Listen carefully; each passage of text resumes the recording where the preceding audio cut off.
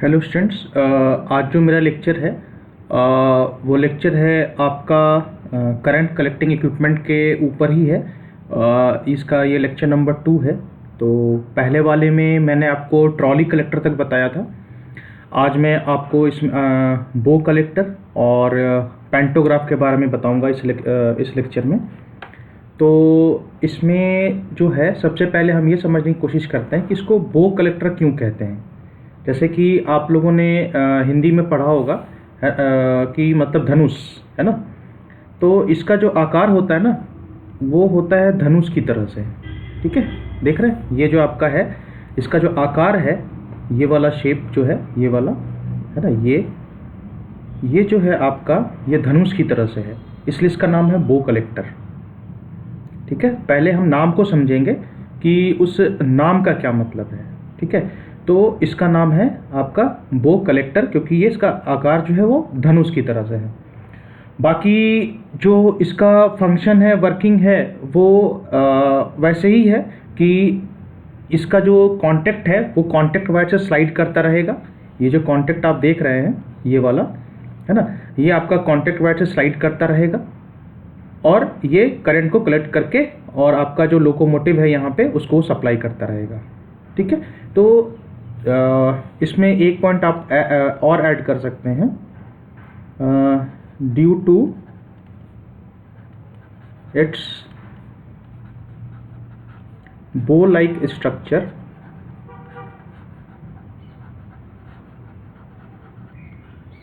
है ना, it is known as bow collector. ये ऐड कर लीजिएगा अगर आपको ऐड करना हो इसमें, तो इट इज़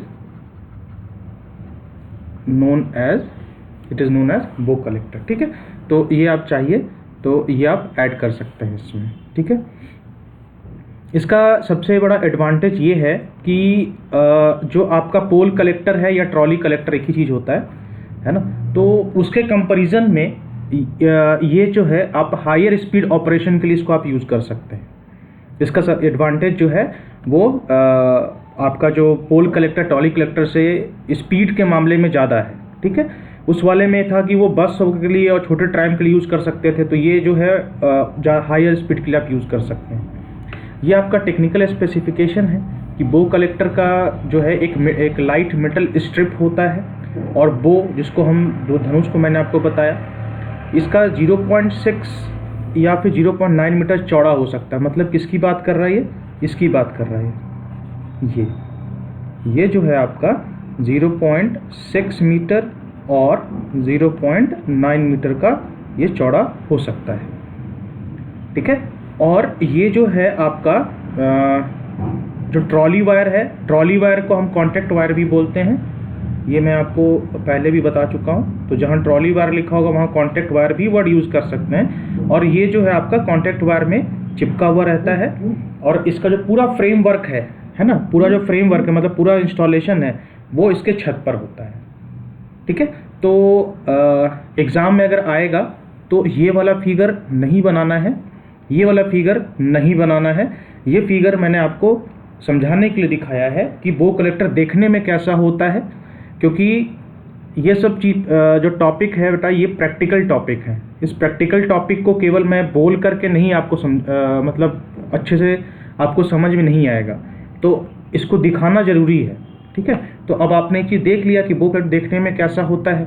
अब आपके ध्यान में 2 पॉइंट वैसे ही आ जाएगा कि इसका स्ट्रक्चर बो की तरह होता है, तो इसलिए हम इसको बो कलेक्टर बोलते हैं। बाकी काम वही करता है, कॉन्टैक्ट वायर के ऊपर स्लाइड करता है और करंट कलेक्ट करता है, वही यहाँ पे लिखा हुआ भी है ना। Consisting of a bow shaped strip mounted on a pivoted framework. Pivoted means होता है जो पाइवट कर सके, जो घूम सके इधर उधर, है ना, तो उसको पाइवट बोलते हैं। To collect the current from an overhead wire. देखिए इंग्लिश ये जो लिखा है टफ नहीं है, इंग्लिश जो लिखा है टफ नहीं है, इसको ध्यान से पढ़िए, हर चीज़ समझ में आएगा आराम से। पहला पॉइंट ये हो गया। अब बो कलेक्टर जो स्लाइडिंग करंट कलेक्टर हो गया। ठीक है, इसको अगर आप चाहें तो आप इसको 2-3 पॉइंट में लिख सकते हैं। मैं आपको बताता हूँ कैसे। देखिए आंसर लिखने का ना तरीका होता है, आप एक ही पॉइंट को 2 पॉइंट में तोड़ के लिख सकते हैं। मैं आपको बताता हूँ कैसे उसको कर सकते हैं। यही इंटेलिजेंसी होती है। एग्ज़ाम में इसी चीज़ को इंटेलिजेंसी बोलते हैं। जिनके पास होता है वो आंसर लिख पाते हैं, जिनके पास नहीं होता है तो फिर वो रट करके जो जाते हैं, पूछा राम तो राम, पूछा रहीम तो रहीम, और बीच का कुछ पूछ दिया तो उनको पता नहीं होता। तो पहले आप ये पॉइंट ऐड कर सकते हैं कि जो मैंने आपको बताया कि due to bow like structure, ठीक है, due to bow like structure it is known as bow collector. आप चाहो तो इसको साथ साथ में नोट डाउन भी कर सकते हो। पॉइंट नंबर 2 क्या लिखोगे आप, है ना, ये वाला, it is a sliding current collector. Point number 2 हो गया। पॉइंट नंबर 3, पॉइंट नंबर 3 में इसको हम तोड़ देते हैं ना, इसको तोड़ दीजिए अलग अलग सेंटेंस में, इसको तोड़ दीजिए। इसमें लिखिए it is pivoted, it is pivoted on the roof of locomotive. बस हो गया।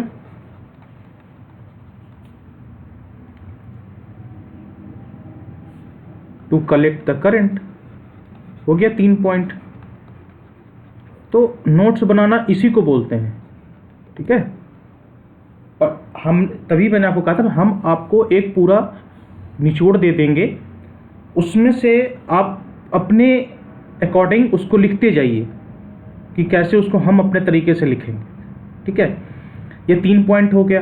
देखिए हमने एक पैराग्राफ में से 3 पॉइंट निकाल दिए, है ना। उसके बाद आप लोग कहते हो कि सर इसको इसमें नोट्स कैसे बनाएंगे। नोट्स ऐसे ही बनता है, पॉइंट देखिए उसमें से अपने पॉइंट्स निकालिए, तो थोड़ा एफर्ट लगाएंगे तो नोट्स बन जाता है।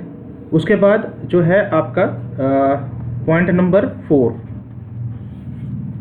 द मेन इसका एडवांटेज लिख दीजिए। और उसके बाद पॉइंट नंबर 5 हो गया, 5 नंबर का सवाल हो गया, 5 पॉइंट हो गए, काफ़ी है। उसके बाद आपको जो फिगर बनाना है वो ये फिगर बनाना है, ये वाला। एग्ज़ाम में, इन एग्ज़ाम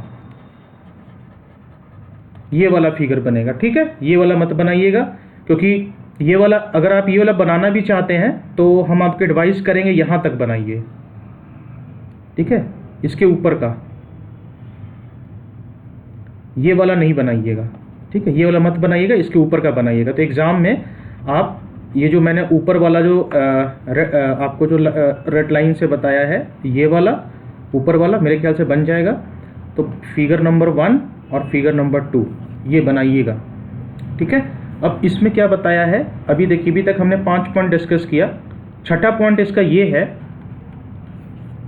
कि जो कलेक्शन स्ट्रिप है, कलेक्शन स्ट्रिप कौन सा होगा बेटा, ये ऊपर वाला कलेक्शन स्ट्रिप हो, ये जो मोटा वाला देख रहे हो ना आप, ये वाला, ये है आपका कलेक्शन स्ट्रिप, ये वाला। ये जो है आपका सॉफ्ट मटेरियल का बना होता है, जिसमें आपका कॉपर, एल्युमिनियम या कार्बन हो सकता है। तो ये इसलिए यूज़ करते हैं क्योंकि इनका कंडक्टिविटी बहुत हाई होता है। इनका जो मूविंग पार्ट जो होता है बहुत मतलब मूवेबल पार्ट इसमें बहुत कम होता है, ठीक है। लेकिन इसका डिसएडवांटेज ये है कि ये जो है इसमें पॉइंट नंबर 8 कर लीजिए कि they are heavier and sometime difficult to construct, ठीक है। तो पॉइंट नंबर 6 ऐसा ही हूबहू लिखिएगा। पॉइंट नंबर 7 जो है आपका यहाँ से यहाँ तक होगा। पॉइंट नंबर 8 ये होगा, इसमें बस ये लिखिएगा दे आर, ये वर्ड ऐड करिएगा, बाकी ये सेंटेंस यहीं से रहेगा, they are heavier and sometime difficult to construct. और 9वां पॉइंट हो गया ये, इसमें ये क्या होता है कि इस केस में जो आपका है हम कॉन्टैक्ट वायर को और ज़्यादा टाइट तरीके से हम इसको खींच सकते हैं। तो ये आपका 10 नंबर का सवाल अगर आया तो आप ऐसे लिखिए, और 6-7 नंबर का आया तो लिख लीजिए। इतना काफ़ी है, इतना आप लिखेंगे उसी में आपका एक पेज पूरा भर जाएगा, डायग्राम वग्राम बना करके अच्छे से। और डायग्राम हमेशा बड़ा बनाइए, छोटा सा मत बनाइए, ताकि समझ में आए एग्जामिनर को कि हाँ आपको आता है। ठीक है, उसके बाद है आपका पैंटोग्राफ कलेक्टर, जो हम लोग हमेशा देखते हैं, हम लोग हमेशा इसके बारे में बात करते हैं, क्योंकि हमने यही देखा ही है बचपन से। तो इसलिए ये चैप्टर में पैंटोग्राफ के बारे में ज़्यादा पढ़ना है। वो दो इसलिए बताया गया ताकि आपको पता रहे कि वो भी एक टेक्नोलॉजी है, मतलब वो भी एक एग्जिस्टिंग चीज़ है जिससे हम करंट कलेक्ट करते हैं। ठीक है, अब इसमें तो ये नॉर्मल सी बात है, ये हम यूज़ करते हैं हायर स्पीड के लिए, 100 से 130 किलोमीटर पर आवर स्पीड जहाँ रहती है ना, और जहाँ करंट कलेक्शन हम 2000 से 3000 एम्पियर तक कर सकते हैं। इसको आप 2 पॉइंट में बांट सकते हैं। पॉइंट नंबर 1 में आप बता दीजिए कि फॉर हायर स्पीड, इसमें आगे ऐड कर लीजिएगा, it is use for the higher speed, speed 100 kmph to 130 kmph, kilometre per hour. एक पॉइंट ये बन गया। दूसरा पॉइंट क्या बनेगा कि जो करंट है आपका, है ना, the value of the collected current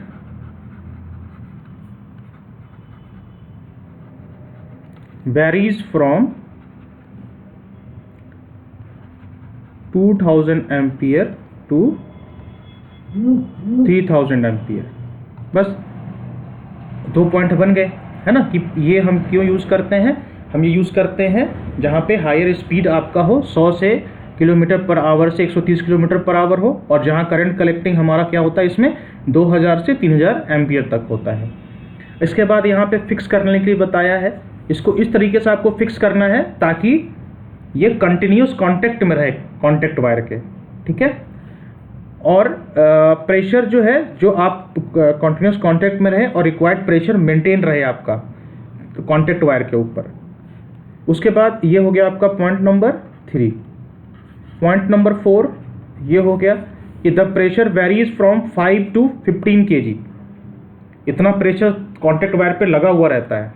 अब ये समझिए, है ना, कि जैसे ये आपका जो अगर आपका ये कांटेक्ट वायर है और ये आपका पैंटोग्राफ है यहाँ पे, तो ये जो है ये ऊपर में 5 से 15 kg का फोर्स लगा के रखता है, और इसको हम क्या करते हैं, छत पे इंस्टॉल करते हैं, और इसमें एक स्लाइडिंग कांटेक्ट होता है। देखिए, अगर पैंटोग्राफ का फिगर बनाने के लिए आएगा तो ये वाला फिगर आप बना सकते हैं।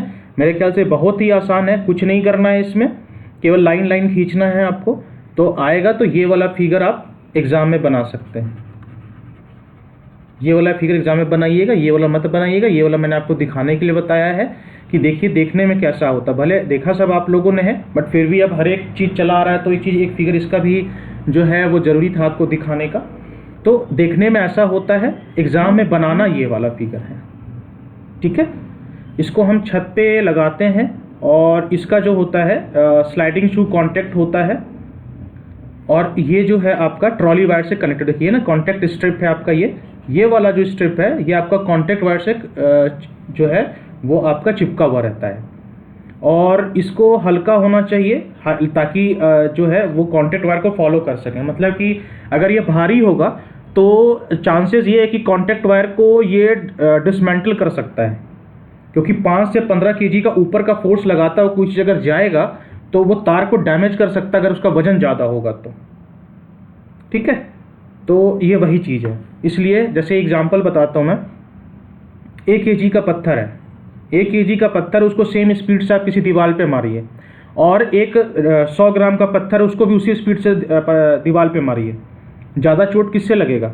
जो 1 kg का पत्थर उसको दीवार पे मारिएगा तो चोट लगेगा। सेम वही है, अगर पैंटोग्राफ भारी होगा तो एक तो उसको ऊपर नीचे करने में तकलीफ होगी, ज़्यादा फोर्स चाहिए, और दूसरा ये कि वो कॉन्टैक्ट वायर पे ज़्यादा, अब एक तो 15 kg का फोर्स है, ऊपर से उसका वजन भी उसको धक्का देता हुआ चला जाएगा। इस वजह से कॉन्टैक्ट वायर में डिफॉर्मेशन आने के चांसेस ज़्यादा होते हैं। इसीलिए लिखा है यहाँ पे कि ये लाइट मतलब होता है हल्का, it must be light enough. ठीक है, और अगर इस सेंटेंस में भी प्रॉब्लम आ रही है तो इसको लिख सकते हैं, सीधा लिखिए, it should be light in weight. बस इतना भी लिखिए तो आपका काम चल जाएगा। ठीक है, तो ये है पेंटोग्राफ के बारे में। एग्जाम में ये डायग्राम बनाना है और ये सारे पॉइंट्स आपको लिखने हैं। अब एक क्वेश्चन आ सकता है कि what are the advantages of pantograph over other type of collector. ये ऐसे ही 2 या 3 नंबर या 4 नंबर का सवाल आ सकता है आपसे कि क्वेश्चन ये आ सकता है आपसे कि what is a pantograph,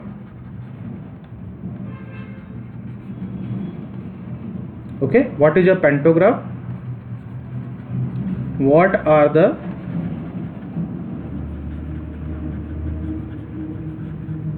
advantages of pantograph over other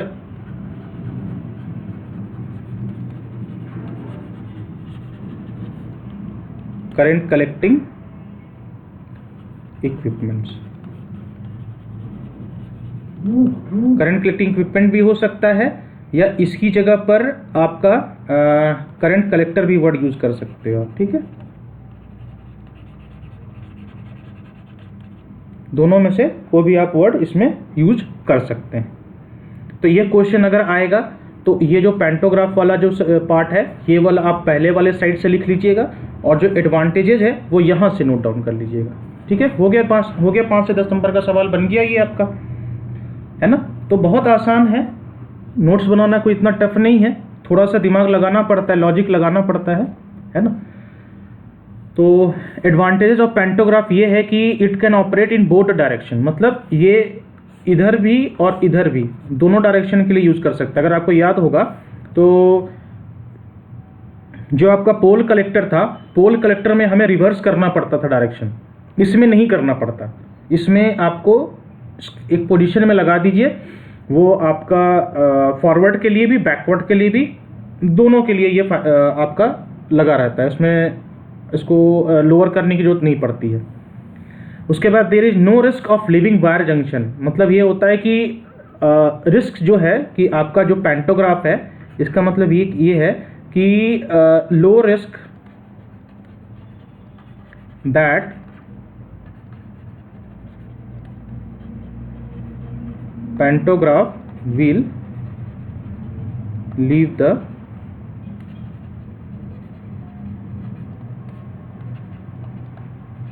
contact wire. इसका मतलब ये है, मतलब चांसेस बहुत कम है। उसके बाद क्या है, the erection of the overhead network is very simple, बहुत ही आसान होता है, इसमें ज़्यादा इसमें कंस्ट्रक्शन भी इसका उतना टफ नहीं है ना। Due to absence of points and group crossing required at both. अगर आप इसका मतलब ये जैसे देखिए जो आपका जो बो कलेक्टर होता है उसमें अगर आप ध्यान दिए होंगे तो बो में क्या होता है, नट बोल्ट है ना, जॉइंट्स ज़्यादा होते हैं। इसमें नहीं होता, इसमें सिंपल एक स्ट्रिप होती है, उसको लगा दीजिए, नीचे फिट कर दी नट बोल्ट, बस काम खत्म आपका। तो वही लिखा है यहाँ पे, due to absence of points and grouped crossings. Grouped crossing कौन सा हुआ आपका, ग्रुप्ड क्रॉसिंग कौन सा हुआ आपका, ये इसको बोल रहा है, ये ग्रुप्ड क्रॉसिंग इसको, ठीक है, इसके बारे में बात कर रहा है। तो इसमें ज़रूरत नहीं पड़ती है, इसमें बहुत सिंपल होता है। देखिए सिंपल है ना, बस एक स्ट्रिप आया हुआ है, 3 बोल्ट निकला हुआ, यहाँ कलेक्ट किया, यहाँ लगा दिया, काम खत्म। तो यही चीज़ को लिखा हुआ है।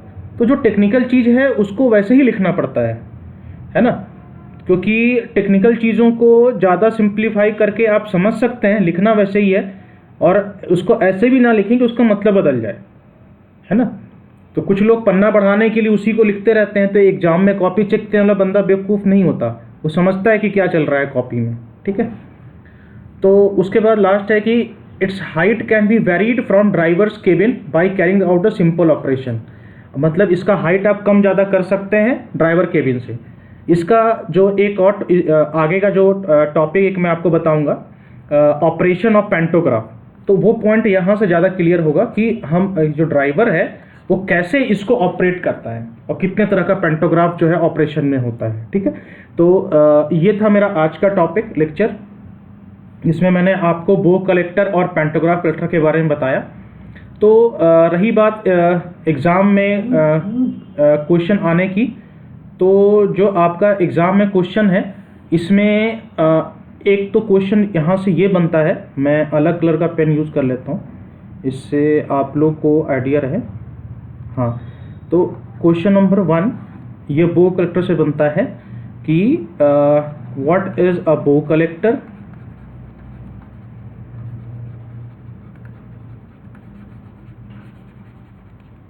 ठीक है, व्हाट इज अ बो कलेक्टर।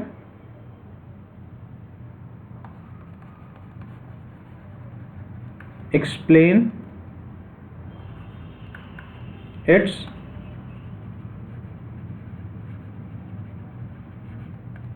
Constructional feature.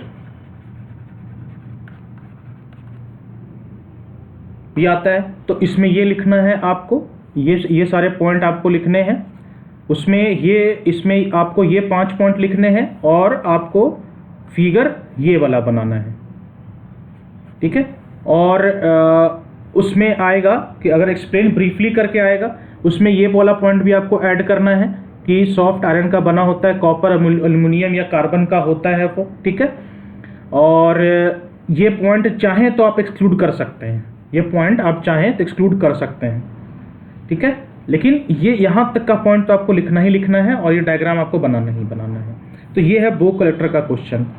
उसके बाद पेंटोग्राफ कलेक्टर का मैंने आपको बता दिया कि उसमें क्वेश्चन कैसे आ सकते हैं। ये जो आपका जो है क्वेश्चन मैंने यहाँ पे लिखा हुआ है। ठीक है, तो इस तरीके से इस टॉपिक से 2 तरह के क्वेश्चन बन सकते हैं और मैंने आपको बता दिया कि आंसर कैसे कैसे लिखने। ये मैंने कुछ रेफरेंसेस लिए हैं आप लोग को समझाने के लिए, आप लोग इसको फॉलो कर सकते हैं और इसको देख भी सकते हैं। So thank you so much for watching this video. अगर कोई डाउट हो तो प्लीज़ पूछिए। I will try my level best to clear your doubt. Okay, so thank you so much and please take care of yourself.